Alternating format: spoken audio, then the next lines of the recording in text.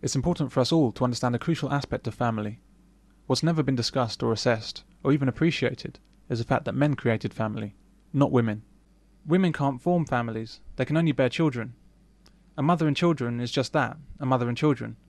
Family exists when the father is together with mother and child.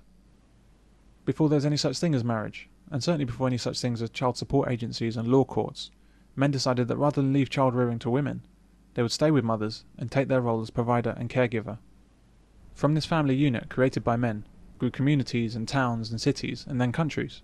Civilization as we know it arose out of the simple decision of men to stay with their children. So why is it that in most presentations of family life that you'll see on television and in film, fathers are maligned as irresponsible, irrelevant, and even dangerous? Fathers are alcoholics, fathers are idiots, fathers abuse their wives and children, fathers are gamblers, fathers don't provide, fathers simply leave the household. Was your dad in Vietnam? I don't know, he disappeared when I was 2. I haven't seen him since. My old man was an abusive drunk who abandoned his family. My father, he left me when I was a child.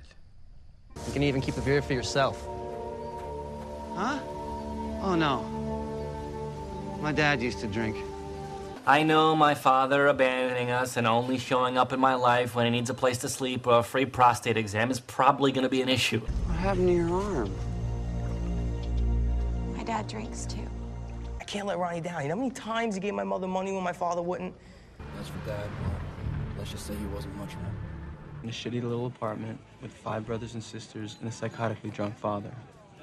What about your pops? Never met him. So your siblings, their fathers? You know how it is, 2 different fathers. Either one of them help out? Cece used to, but he went away and I never met the other guy. Writers never miss an opportunity to throw in casual, anti-father attacks. One customer had an out-of-state warrant for child support. He used to say about Pops, no child support, no calves. See, no one's ever stood up for Worm. The guy's been kicked around his whole life, from his father on down. My father was an evil, abusive man. And he killed my mother when she was sleeping. Cute sound bites are put into scripts at every available opportunity. We can't make fathers want to stay in their kids' lives. We can't solve poverty. Crime is indeed linked to fatherlessness, but this is not a case of men abandoning families.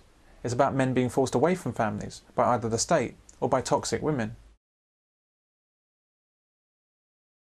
Men have to prove their worthiness as decent father material. Women never have to do anything besides get themselves pregnant. We could be together. God, get real, Aaron. Even if the test comes back the way you want, what kind of father do you think you'd make? You're out all night with your idiot headbanger friends. You can't hold a job. You can't even clean up after yourself. Would you want a father like you? All I'm doing is looking out for my son. Can't you see that? But the question that's never addressed on our screens is, if he's not father material, why have his baby? And what makes you think he knows a damn thing about being a father? He's a good guy who wants to take care of his child. It's more than you can say for a lot of men. He's a good father. Better than most. Better than most? What does this mean? What's the writer trying to achieve with a hateful remark like that? I take it personally. Why does the BBC think it's okay to use my own licence fee money to attack me in this way?